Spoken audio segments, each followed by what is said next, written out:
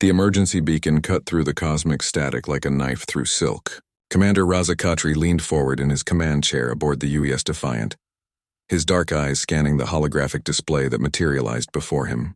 The distress signal pulsed red against the starfield, originating from the Outer Rim territories, a region most civilized species had written off as too dangerous to patrol. "Analysis, Lieutenant Naz," Raza commanded, his voice steady despite the adrenaline beginning to course through his veins. Lieutenant Naz Sharma's fingers danced across her console, her brow furrowed in concentration. As the ship's communications officer, she had heard thousands of distress calls, but this one made her stomach clench with dread. "Sir, it's not just one ship. The signal is coming from an entire colony, Kepler 442b. Population, approximately 50,000 souls." The bridge fell silent except for the soft hum of the ship's engines. 50,000 lives hung in the balance, and according to the star charts, the UES Defiant was the closest vessel capable of mounting a rescue operation. The nearest Galactic Council fleet was at least 3 days away, 3 days that the colonists might not have. "What's their situation?" Raza asked, though he suspected he already knew the answer. Naz's voice was grim. "Zarian raiders, sir. A full battle fleet. The colonists' defenses are failing. They're requesting immediate evacuation assistance for non-combatants, but..." She paused, looking up from her screen. "Sir, intelligence reports suggest the Zarians have at least 20 warships. We're just one heavy cruiser." The other species in the galaxy had a saying about humans. They're either brilliantly brave or brilliantly stupid, and it's impossible to tell which until after they're dead. As Raza weighed their options, he wondered which category history would place him in. The Zarians were a plague upon the galaxy, a species that had long ago abandoned any pretense of civilization in favor of conquest and pillage. Their raids had terrorized the outer colonies for decades, and the Galactic Council's response had always been the same: strategic withdrawal and acceptable losses. After all, what were a few thousand lives compared to the stability of the core worlds? But humans didn't think in terms of acceptable losses, not when lives were at stake. "Helm, set course for Kepler 442b, maximum warp," Raza ordered, rising from his chair. "All hands to battle stations." "Sir?" came the voice of his first officer, Commander Vale, a Centaurian whose species was known for their logical approach to warfare. "With respect, this appears to be a suicide mission. Even with our superior technology, we cannot face 20 Zarian vessels and hope to prevail."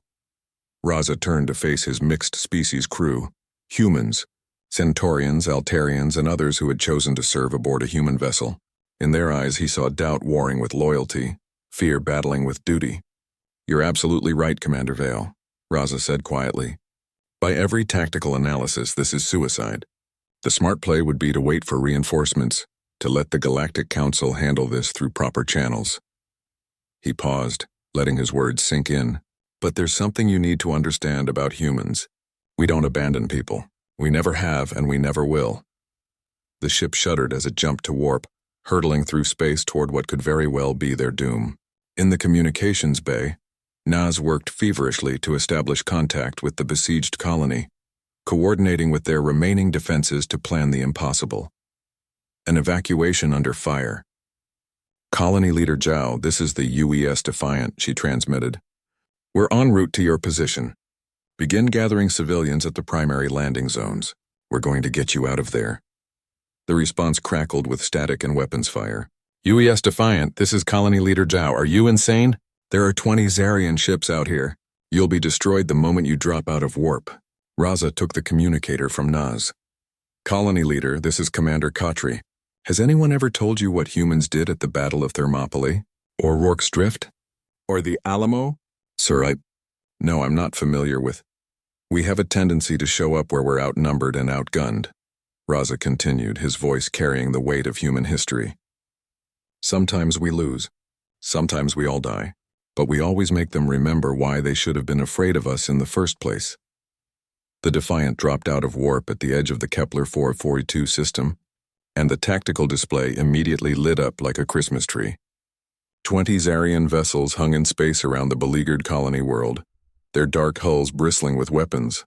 They were massive, predatory things designed for one purpose: destruction. "Sir," reported the tactical officer, "they're hailing us. The Zarian commander wants to gloat, I believe. Put him through, Raza ordered. The main screen flickered to life, revealing the scarred, reptilian face of a Zarian warlord. His eyes gleamed with predatory amusement. One ship, he hissed in accented galactic standard. The famous human arrogance finally reveals itself. I am Overlord Skraz. Surrender now and I will make your deaths quick. Raza smiled, a cold, dangerous expression that had unnerved enemies across the galaxy. Overlord Skraz, this is Commander Raza Khatri of the UES Defiant. I have a counter-proposal. You have 10 minutes to withdraw from this system before I demonstrate why the rest of the galaxy whispers our name in the dark. The Zarian's laughter was like grinding metal. 10 minutes? Human, you are either insane or— 9 minutes and 50 seconds, Raza interrupted, cutting the transmission. What happened next would be studied in military academies for generations. The Defiant didn't charge headlong into the enemy formation as expected. Instead, Raza executed a strategy that was purely uniquely human, controlled chaos. Using the planet's gravity well and debris field, the human ship began a deadly dance, never where the Zarians expected it to be. Her advanced shields and armor, products of human engineering that prioritized survival over firepower, allowed her to absorb punishment that would have crippled other vessels. But the Defiant wasn't trying to destroy 20 ships. She was buying time. Naz, are the evacuation ships ready? Raza called out as the ship shuddered under enemy fire. 3 colonial transports standing by, sir. They're scared, but they're ready to run. Then let's give them something to run towards. The Defiant suddenly broke from her evasive pattern and charged directly at the largest concentration of Zarian ships.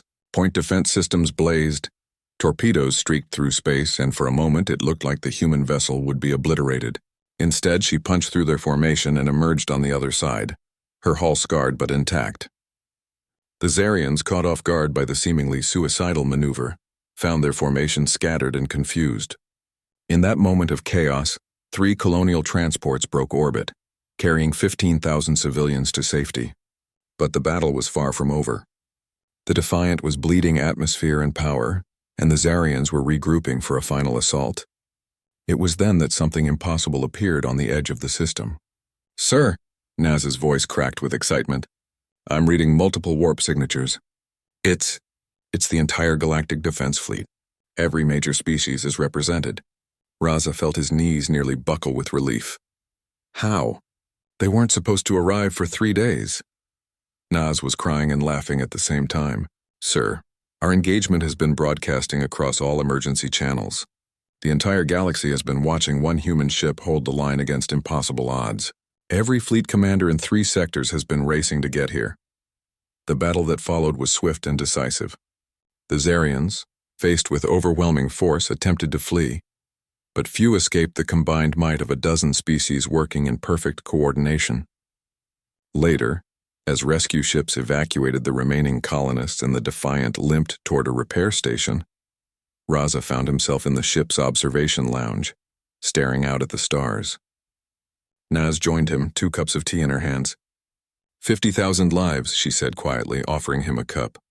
We saved 50,000 lives today. Raza accepted the tea gratefully. We? Lieutenant, I think you'll find that we had quite a bit of help. Only after we proved it was worth the risk, Naz replied. That's what humans do, isn't it? We show the galaxy what's possible when someone refuses to accept the unacceptable. As if in response to her words, the communication panel chimed with an incoming message. It was from the Galactic Council and the content was simple. Well done, Defiant. The galaxy hears you. Raza smiled and raised his cup in a toast to the stars. Then let them remember this, he said quietly. When 50,000 souls cried out for help in the darkness, humanity answered first. The rescue of Kepler 442b would be remembered as the day the galaxy learned that humans didn't just fight for themselves, they fought for anyone who needed them, regardless of species, creed, or politics. And in doing so, they reminded every civilization in the cosmos what it truly meant to be civilized. They had sent an SOS to the galaxy. The human fleet had heard it first, and they had come running.